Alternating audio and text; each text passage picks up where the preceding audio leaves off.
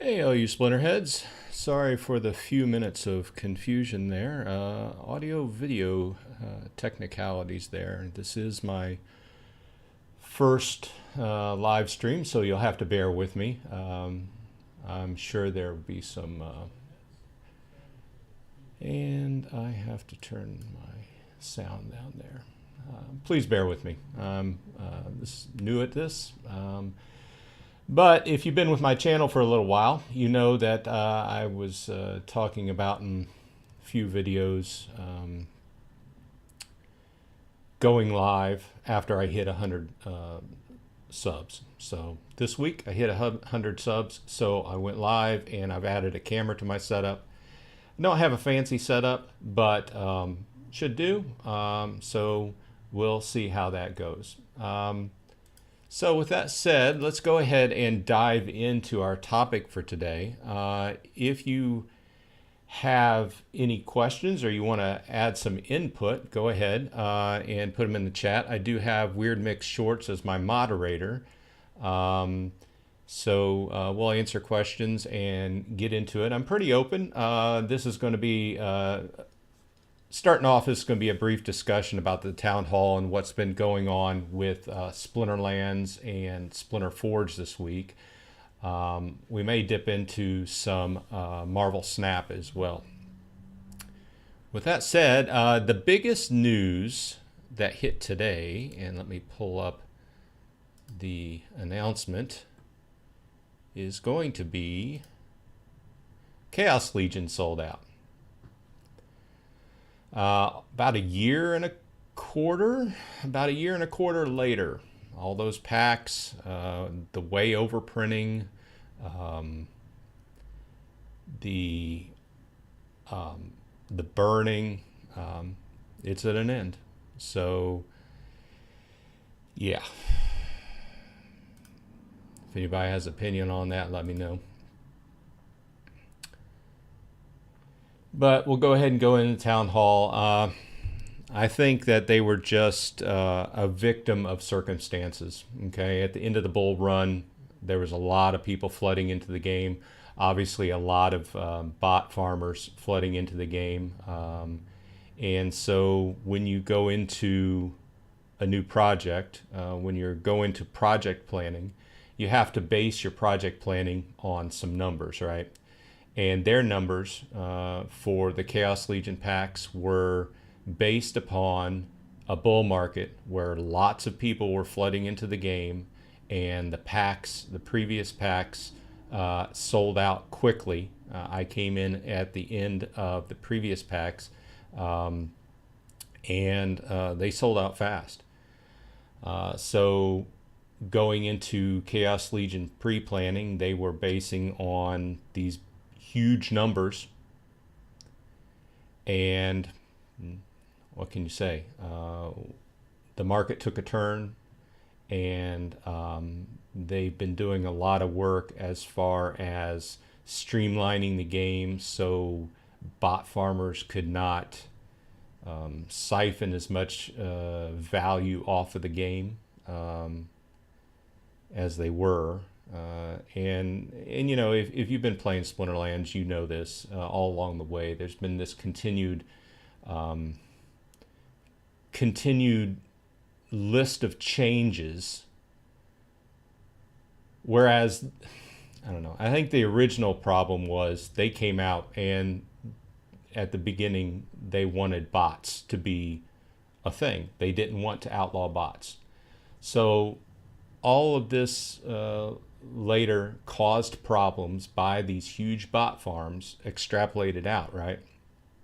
So either way, this huge amount of cards, they finally through a list of changes, they were able to, the cards are now sold out.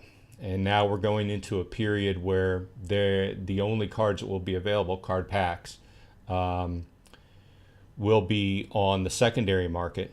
And we'll see how that goes. The value will probably go up a little bit over time. I don't see how it will appreciably go up anytime soon, but as time goes along, just like the other packs, the value will most likely go up. So With that said, that's the big news this morning. Let's go ahead and jump into the town hall. And the first part of the town hall, it was not a lot that jumped out at me this week. But they do have some changes. They're always working on something or other. In the first part of the town hall, the guys from Nifty Arcade joined, and I haven't dove into the Nifty Arcade changes. However, that all centers around the fact of them Splinterlands donating, well, not donating because Splinterlands still owns the cards, opening a bunch of packs and letting the guys from Nifty Arcade use those packs to assemble decks to be able to rent out to new users. And this is all part of improving the new user. It's really it's really been needed, because basically when I started, it was just like jumping into the deep end of a pool. You just didn't know what was going on. You got to throw money this way, you got to throw money that way, and pretty soon you're in over your head. But anyway, they're working, one of the things they're working on is working on the new user experience, and I think this is part of it. Even though Nifty Arcade is a side, it is not in Splinterlands. They are aligned with Splinterlands, and they're using Splinterlands assets. So it was also, when this was put out, it was also put out that in the future, if this project kind of fails, then they can pull the cards back and burn them if needed.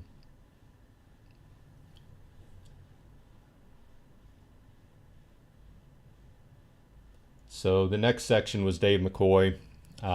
They are also trying to get SPS and maybe DEC, not sure. I think it's SPS listed on some of the big markets, and they're making some moves to be able to try to get on Binance, which would be a really good thing for the game, I believe. And I'm not going to read through all these. I'll include these in the show notes. But if you have any questions, just let me know. If you have any opinions on what I'm saying, just put them in the chat, and we'll try to get to them. Okay, the next big change I want to call out is the fact that this week the change in the rental market happened in the patch.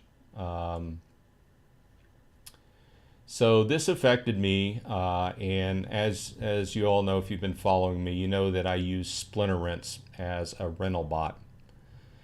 And if you don't know what Splinter Rents is, it's a bot that runs out of Discord chat, and you can set it basically to go through and update your cards that are on rental, and you can set the frequency at which they're rented. You can set many different factors. But with this big change, and I believe it was a needed change. Okay, so on the back end, Splinterlands is trying to decrease costs.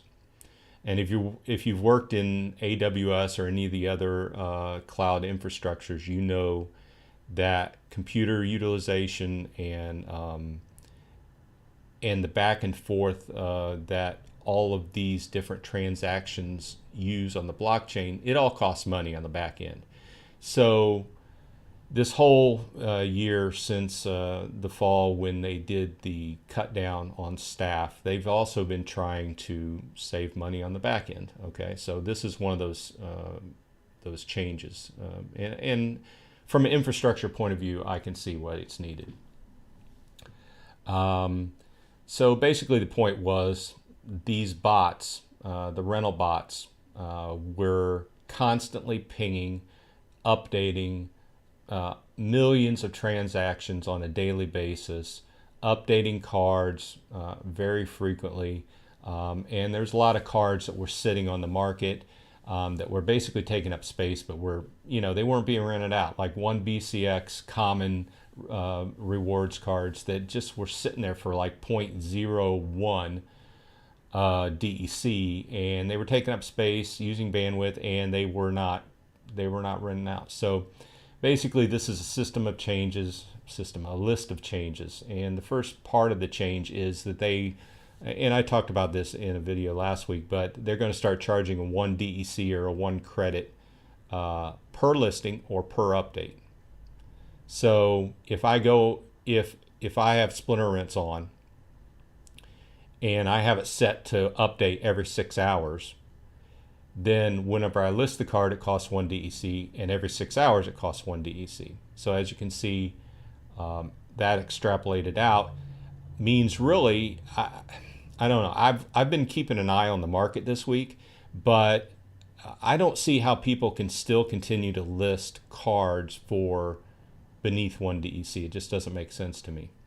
I pulled all my cards off. Splinter Rents went down this week with the change.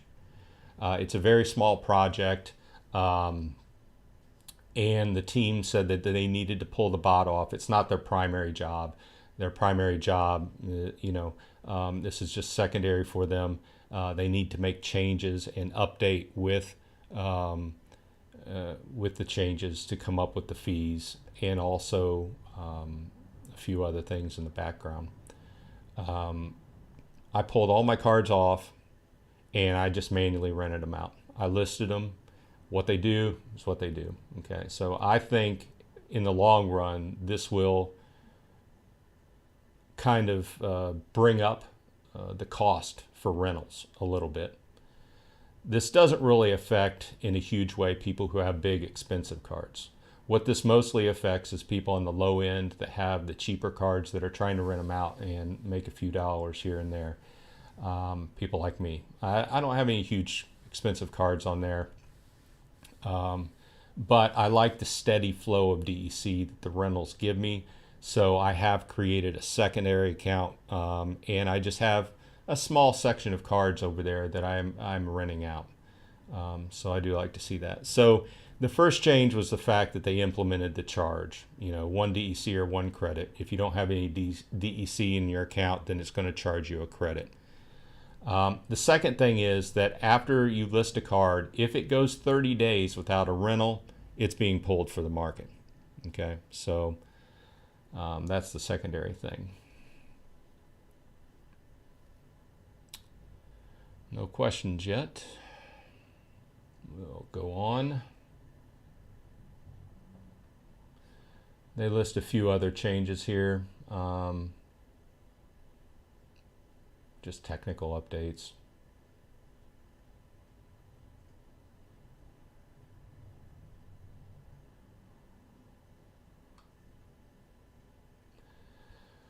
Weirdbeard got on talking about Brawlhalla, and started talking about the new player experience update and how they're working on it, and I mentioned that earlier. But they've got a lot of other things going on, scripted battles and tutorials. Basically, they're going to put more of a tutorial into place, and when you're new to the game, you will be playing basically against bots, and the bots will be scaled down so that it's a little bit easier, and it's geared towards teaching you the basics of the game. They also mentioned about the card packs. It was mentioned that this vote passed. They had pulled a section of card packs. I forget how many it was, 100 or 150,000 card packs, and specifically those are to be for giving out in chests during this dearth period of no packs available for sale on the market, on the primary market. So he also mentioned that those packs may be available as prizes in tournaments as well. So they've been pushing a lot of development into the tournaments. So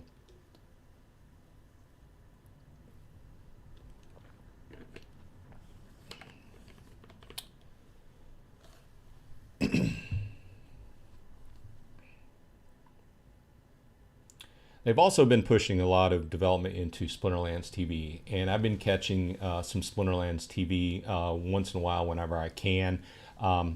They have a lot of people. They have a good, strong lineup, and lately they've also been giving out prizes.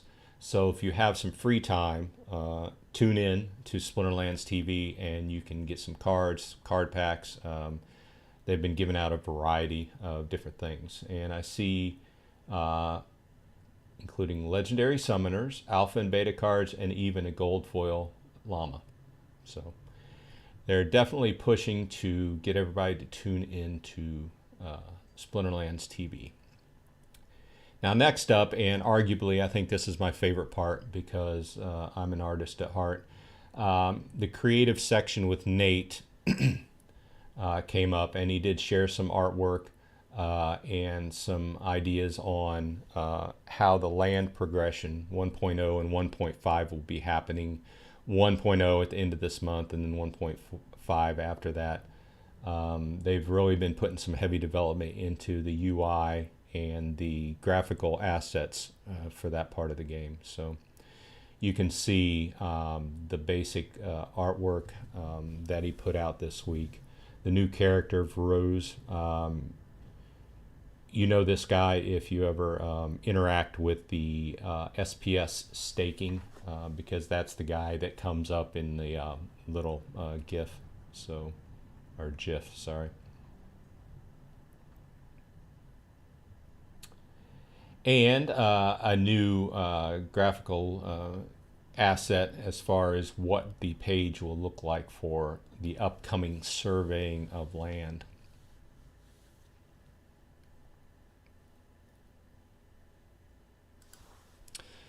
Hey Rick, how's it going?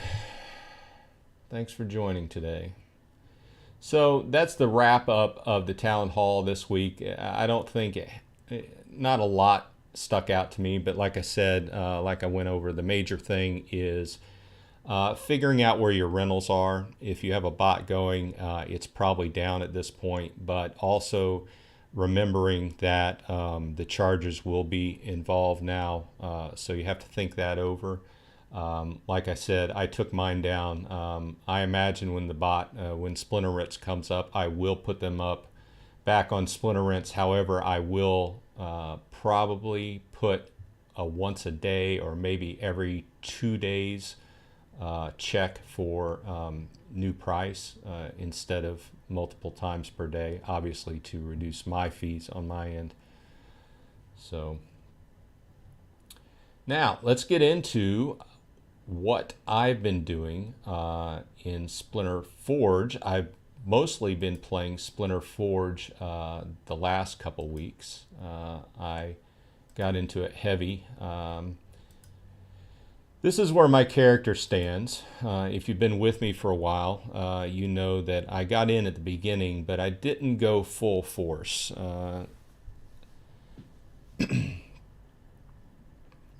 Right now, I do have a full set of legendary gear on my warrior. However, I do need to improve my wizard and ranger. I mainly need legendary weapons for my wizard and ranger. But on my warrior, I'm sitting pretty good. As you know, I went full life. I do have a couple runes in my boots to be able to add additional life and water cards in my hands as needed, but I went mostly life, and then I did have to start stacking some shield because I got to the max in life. So with that said, I'm currently, I was fighting gold for a couple weeks, and I just found that I was getting beat out of the ranking boards. So I went back down and I tried bronze, and I did place. I think I placed in the 60s somewhere. And this week I am trying, or this boss around, I am trying silver. And currently I'm at 68. So I hope I can stay at least in the 60s, because after you slip below 70, then you go down to lower amount of forge. Now, this week they did institute a a change in the scaling of how Forge is awarded, or the rewards available for placing. And you can go to the Discord and check out the exact details, but basically put, the longer that boss is alive, the higher the rewards will go up. So we can go back and go here. So they also institute a free crate. If you happen to get the killing blow in on the boss, you get a free crate, which is nice, and 2800 forge. So that's all going to be one of those kind of random things. So I do believe that it was because a lot of people, me included, you'd get down to the end of the boss and you would be in this bracket, right? And the bracket was staying the same. And you're firmly in the bracket. There's no way you're going to fall out of the bracket. So why use your stamina up on, the last 10% of the fights, right? There's a lot of people in my position, right? You save that stamina up for the next boss and get those hits on the next boss. So this is one of those problems that they kind of fixed. So not only are they increasing, like on this boss, the forge per minute increases at about 104 forge per minute that the boss is alive, but they also give you a free crate, 2800 forge, and this gives you a reason to keep fighting up towards the very end. Of course, I'm sure some people will figure, well, my stamina might be worth more than going right up to the end and possibly getting that killing blow. You know what I mean? But it's nice nevertheless. So let's check the other bosses. So on the diamond, the forge is increasing at 295 forge per minute. And if you get the killing blow, you get 4 crates and 2600 forge, which is nice. My brother is fighting in diamond. I do not have the equipment to fight in diamond. I could possibly go back to gold. This series of changes they made this week, if you haven't been paying attention, you should go read the new terms of service. In the middle of the week, you should have had to re-log in and sign them, but basically they put out some new terms of service that you should pay attention to that will decrease. Basically we had people that on the top end that had multiple accounts fighting each single boss, and they were equipped to fight, and basically they were draining off a lot of forge. So they addressed that. So they basically said you can have 2 accounts playing each boss. And it's kind of one of those, it's a little bit loose, because they also stipulated that they're mainly looking at the big bots and stuff like that. They're looking at the big guys. They're not looking at the little guys. And currently they're not enforcing, but at any point they said that they could start enforcing. So I would say go ahead and take a look at those new rules. And I always try to stay within the rules, because I don't want to be kicked out of a game just because something's stupid. And I'm never one of those guys that tries to take advantage and drain off the system. So with that said, I have put a little bit of money into my hero, and I am doing pretty well on the current boss. Now, over in Splinterlands, looking to see if we have any questions here. Everything's going okay.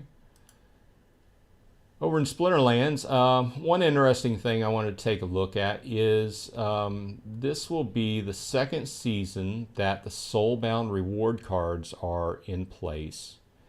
And I kind of wanted to take a look at where I am and if you remember, I also started a secondary account. I started a secondary account and just put some basic cards over there just to see how it could do and absorb, get a few of the rewards cards. Let's go ahead and go down by common, sort by common, and look at these. So we can see that 4, 4, 3, 4. I'm looking at the levels here. 4, 3, 4, 3, 4, 3, 3. Okay, so for the most part, a lot of the commons that I have gotten are around level 4 at this point, and we're almost through season 2 of this release. On rares, you can see that I have a pretty good selection, but they are level 1s and 2s. Some level 3, like I have that summoner at level 3.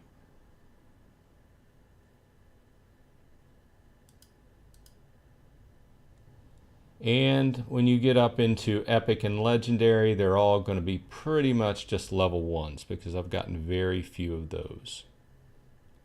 Now, while we're on this page, I want to point out this card that really came to my brother's attention, and he pinged me out on it.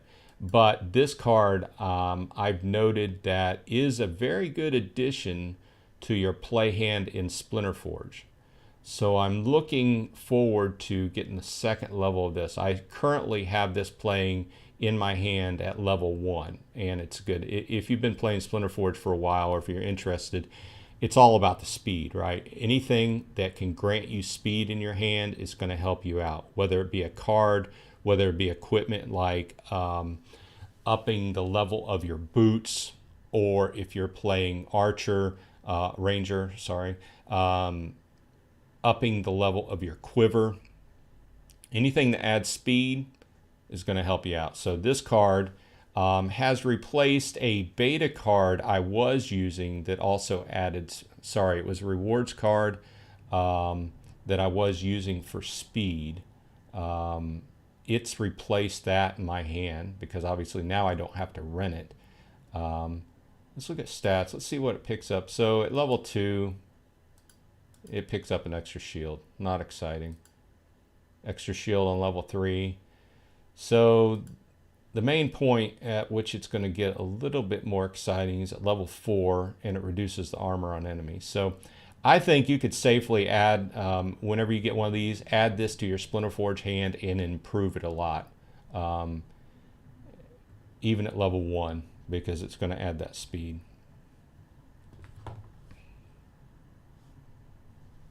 So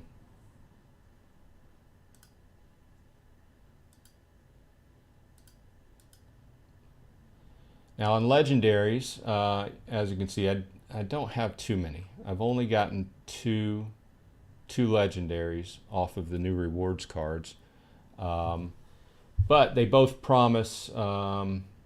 Haven't played Musa Celine much, but I've been playing once in a while Kulu Mastermind, and that really fits into my hand really well. So I'd encourage you to look at that. Now this week, any questions over there, Weird Mix? No, it doesn't look like there's any questions.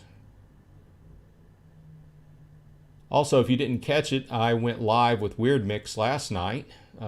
Check out Weird Mix Shorts. Shout out to him. He's being my admin here today in chat, as well as he has his own channel, and he hits a bunch of different gaming topics, such as Roblox and a few other games. So if you're into those Roblox, go ahead and check him out. Up until the last week, I was sitting at 95 subscribers, and he kicked in and mentioned my stalling out, so to speak, on his channel, and got a few subscribers off his channel. So if you're here from Weird Mix Shorts, welcome. Let's do a couple openings. I think I have one Gladius case we can open and one Chaos Legion pack. So on my weekly stand-up, I always like to open a few things. See what I got.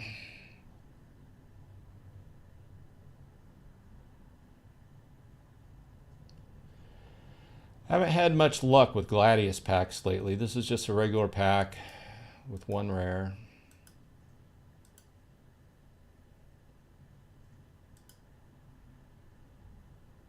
Let's go ahead and open a Chaos Legion pack.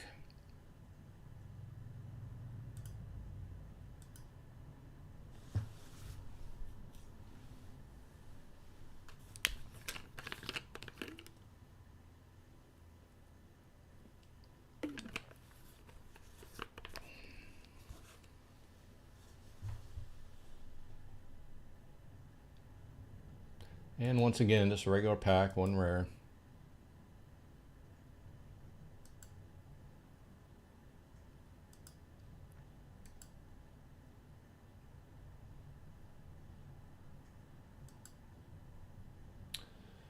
Okay, let's go over to see if we have any combines to do.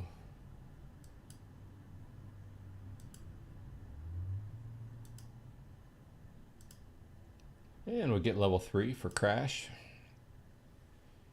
Oh, I noticed this is bringing this to my attention. He also has swiftness. This may be a good addition. If you don't have the clockwork, this may be a good addition that you can use on your Splinterforge hand as well. So we'll have to check into that.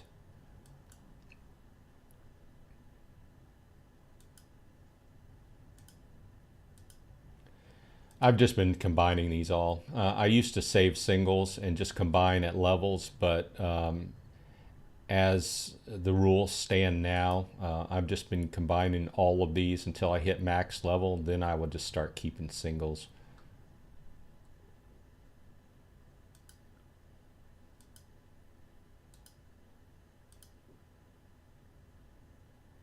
Mainly because I like to look at a daily basis whenever I get my chests. I have my chests on auto open, so I like to scroll through here and see, you know, be able to see quickly what I got.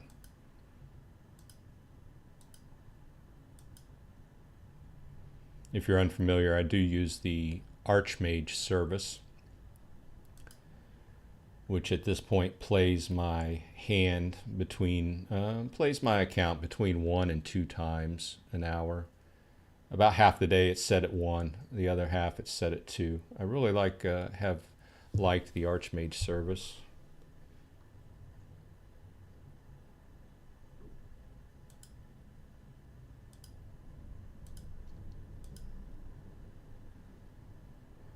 Any questions yet? Nope.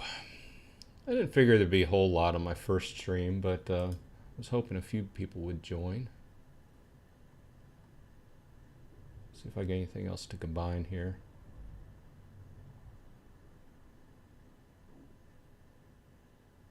Oop. Nothing else to combine.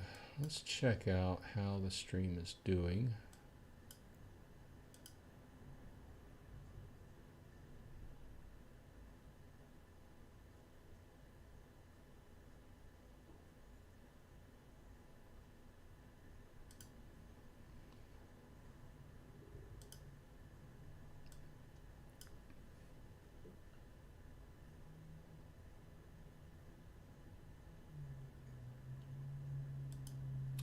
Go over to Splex. If you're unfamiliar, this is for Splinterforge. They came out with basically a store where you can buy for the first month and a half that Splinterforge was out. You could not. There was no store, so basically you had to buy your equipment P2P. On a Discord channel, which it went okay for most part, but there were some scammers that were noted, and this solves that. This resolves that. So they came out with a store on Splex, and you can look up your equipment, what you want. The popular items are still pretty expensive. Like, let's take a look at boots. What are they going for now? That's gauntlets.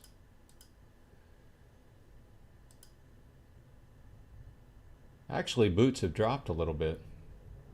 Well, that is just a kind of a misnomer there, because he dropped by $2. He really wants to sell those off. But over the last week, the value of forge has went down as well. So you're going to need more forge to buy that. But that's a good thing to note. If you're unfamiliar, you come to splex.gg, and up in the left corner, go to market, and come over here to Splinterforge market, and that's where you hook up with that.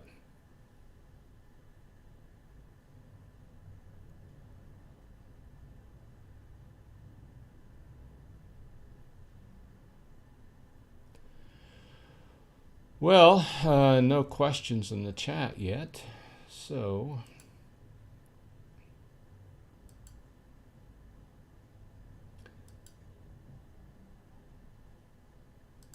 I think we've covered everything I want to cover in this episode. So with that said, thanks, a big thanks to everyone who have helped me pass the 100 sub mark. The next mark I'm looking at is 1,000, and when I cross 1,000 mark, I've got a big giveaway. I have to figure out what it's going to be, but it's probably going to be packs or crates in Splinterforge or Splinterlands. Possibly something in Marvel Snap. I don't know yet. But thanks for joining me, as always. I do appreciate your time. Look forward to, I'm also checking out a few other services. I'm looking at using StreamYard so that I can stream with multiple people and get dual streams up. Look forward to seeing you again in